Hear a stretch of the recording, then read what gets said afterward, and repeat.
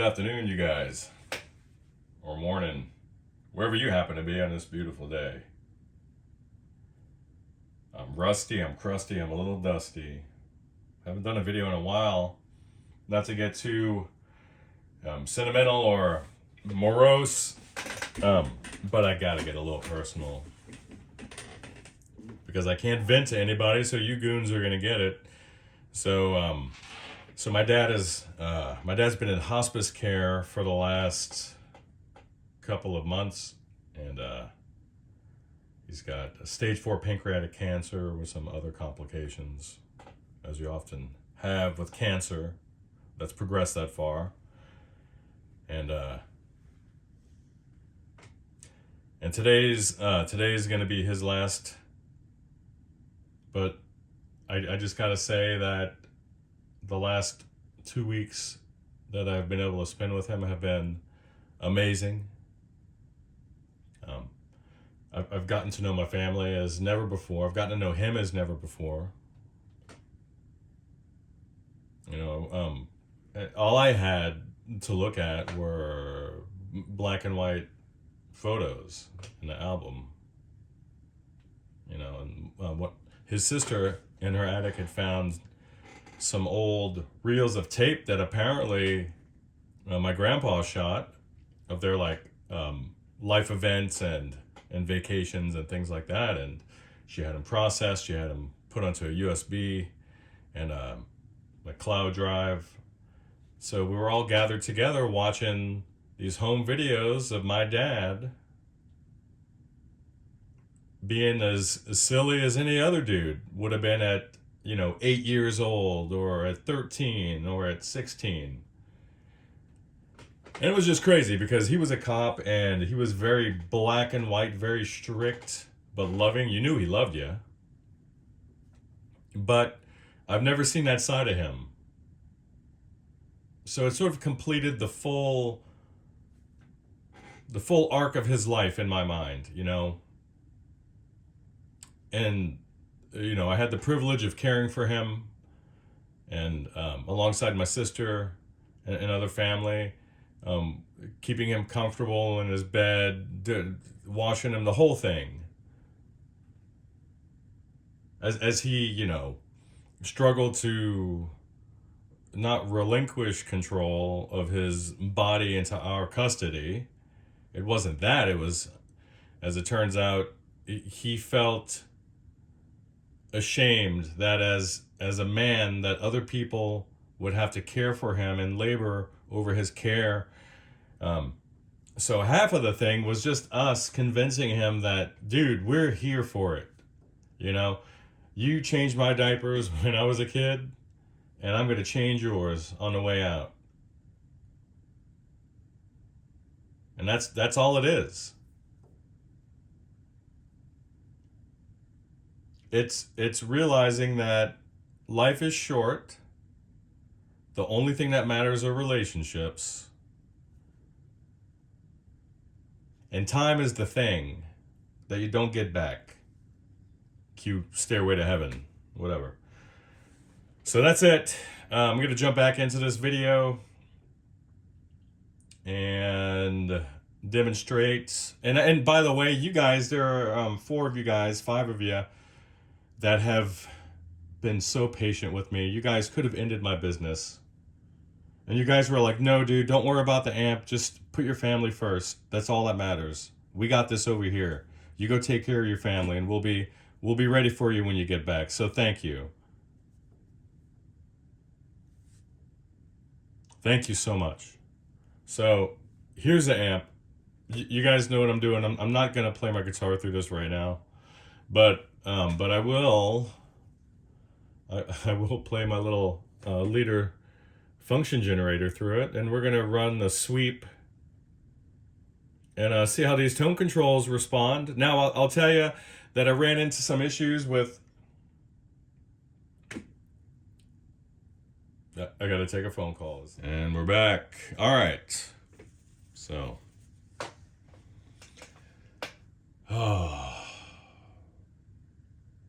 we're going to do this. We're going to get through this together, guys. Let's run through this thing, and then I'll tell you what happened. This was a routine. Hey, it's blowing a fuse. Found a couple shorted power tubes.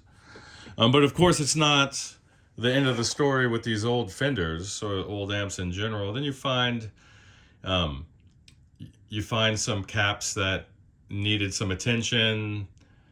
Oh, by the way, you have one of the bias filter caps in this guy was starting to develop a leak, so you were getting some runaway with that DC hitting the grids of the power tubes. What else? Hum balance control. The pot was just complete junk and wouldn't dial out any hum. There was nothing to balance, so I just disconnected that and ran a twisted pair to ground. The old 100 ohm artificial center tap for the heater supply. And that's that. Had to do some pretty heavy socket retensioning. She was an absolute disaster on a control panel, so all that's taken care of. I got out as many of the dings as I could, but this is it. This is how she stands. I swapped around the upper and lower rear panel after repairing the cleat on the driver's side facing the rear, and that's about it. So let's see what's up. Let's see. What is up?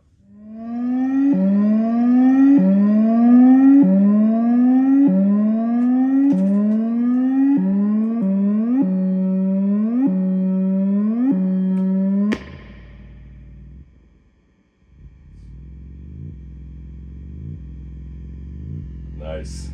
About 20 hertz all the way up.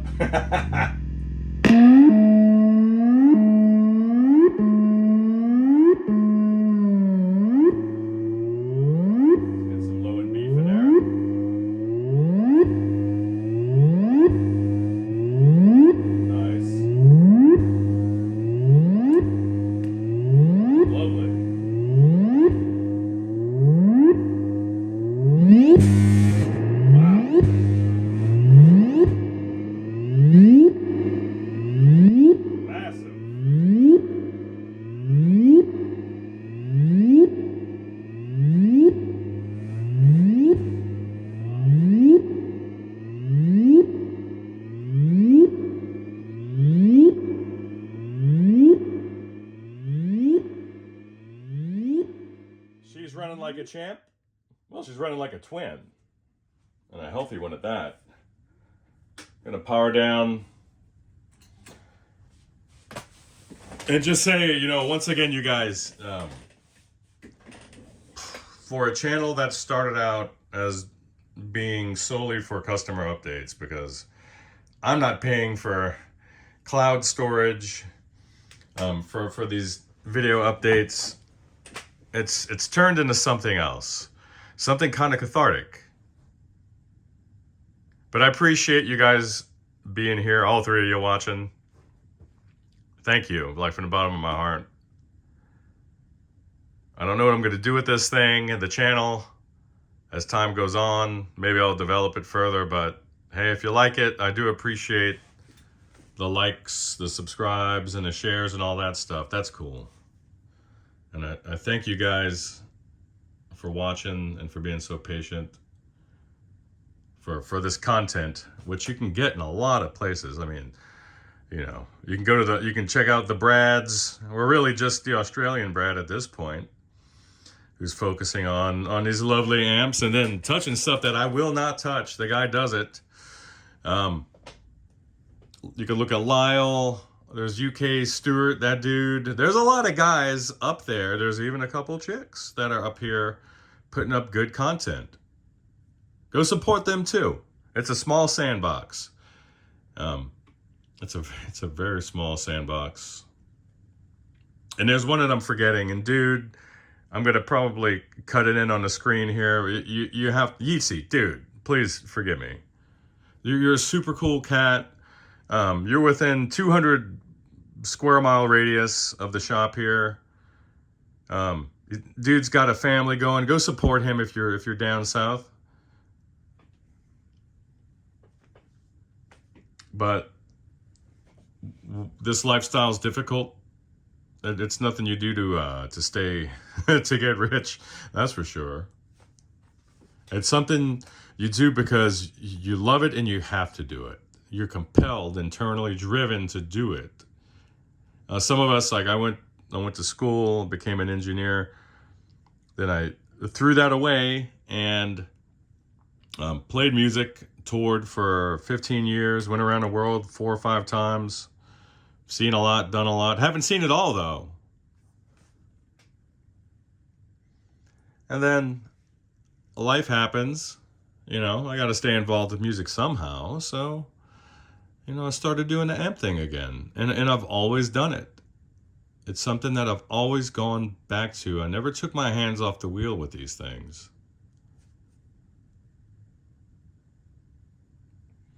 But I tell you what, I'm going to get sentimental. I don't give a damn what happens with this video, but I'll tell you, I spent a number of weeks in Louisiana with my dad. And I stayed as long as I could, knowing that I bet when I leave it's going to happen, and it sure as hell is. But there's something about going home. It was so hot there. And that's how it was when I was a kid. The air was so thick with humidity and mosquitoes, and as soon as you stepped outside, you were drenched in sweat. And anything that had wings or legs was coming at you. And I didn't want to cut the grass, and he would get pissed. Or I would intentionally run over those old piles of white dog poop that would literally just, they would turn white. And if you were unfortunate enough to be behind a handle of that lawnmower, you would create a cloud, the likes of which you've never seen, and you couldn't get out of it. But I learned how to hit it in such a way that it would shoot out the grass exhaust port on that lawnmower, that ejection chute. And I found a way to hit his car with it every time. The stupid things you do as a kid. Angry for no reason. Because your dad was trying to teach you how to be a responsible man. And I love him. But going back home, there's nothing like it, you know, like the shapes of the clouds, the sounds, the trees, the type of grass they have, the scents and the smells, the people, the accents, the food, which is way too salty. Now that I'm between two worlds and a bit of a nomad in each. But there's something about going home, and now I like jump at the chance to cut their grass. I jump at the chance to like get my hands in the dirt and connect with the soil and the earth over there, because that's where it's at. Get my feet in the swamp.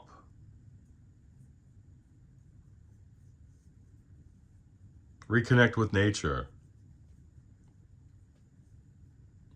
Those cool lizards. Funny little jumping spiders. And the not so funny massive mutated wasps and hornets they have there. And those giant banana spiders, those golden orb weavers that just kind of hang upside down, and they're about the size of a man's hand. And they can create a web that spans 2 trees that are like 15 feet apart. And you don't see it until you're going 15 miles an hour on your dad's Ryan lawnmower, and you just so happen to look up, and then the damn thing's right in your face. That's always fun. Anyway, let me wrap this up as I try to find the flow of these things again. I thank you guys for listening to all my blabbering. I love what I do. I love you guys. I love who I do it for. And if this helps somebody, then that's awesome. Again, if you want more how-to focused content and not just to listen to some transplanted hillbilly or redneck wax on about this dude's amp he just fixed. Then check out Yeatsy. You can check out Lyle. Lyle's doing, those guys are doing a lot of long form along with Australian Brad. Those dudes are doing it. What's her name? Sarah, or the chick in Los Angeles County that's doing it. Please forgive me. Again, I don't know all my colleagues. Colleen, please forgive me. Link arms with those people. And just remember that for every one of us you see on YouTube, there's a dozen, there's hundreds that are not. And guess what? Those guys are busier than us. And they've been doing it. Those guys were working in the old radio repair shops. They inherited a business from their uncle or their dad. But they're not pumping videos out or content on social media. They're doing the work. There's no glory in these videos. There's just sharing. And most of the time outside of the customer, it's sharing with each other, with our colleagues. Maybe we find a tip that we share, you know? But it's like I said, it's a small community, and I think we should link arms. And one thing I will say is that I like that this particular amp tech community, by and large, there's competition, but I'll be damned if it's not the most civil competition I've ever seen. We're all getting things shipped to us from coast to coast, and we're getting locals coming in with business, but there's a lot of business. There's a lot of us. Life is short. Enjoy your craft. Get craftier. Share your knowledge. And help people make the best music they can make because they're inspired by their sound, or you're keeping their dad or uncle's amp alive when they're not. But know when to turn the iron off and push away from the bench. Because at the end of the day, what's another $100 a week? Yeah, it's food on the table, but wouldn't you trade that $100 to have another 5 minutes with your kid if you knew that next week you'd be gone? Wouldn't you trade in that video you made about a 61 blonde amp if you knew you'd get 30 minutes with your dad back?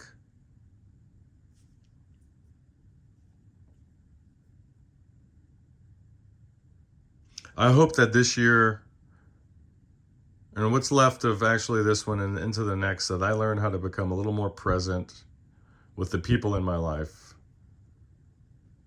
and less manic about work. So that when my time here is done, you know, an $800 check cut from your dad's bank account isn't the icing on that shit cake.